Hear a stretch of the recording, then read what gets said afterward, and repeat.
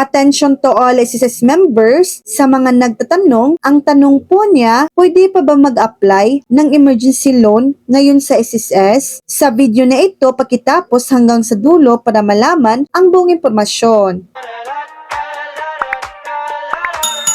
Linawin natin kung pwede pa bang mag-apply ng emergency loan sa SSS. Sa kasalukuyan, ang emergency loan ay isa sa mga loan programs na inaalok ng SSS sa mga miyembro nito na naapektado ng kalamidad o emergency situations. Gayunpaman, ang availability ng loan na ito ay nakadepende sa mga pulisiya at regulasyon ng SSS na maaring magbago sa paglipas ng panahon. Mga dapat tandaan: una, SSS website ang pinakamahusay na paraan upang malaman kung available pa rin ang emergency loan. Ang regular na pagbisita sa official SSS website, www.sss.gov.ph.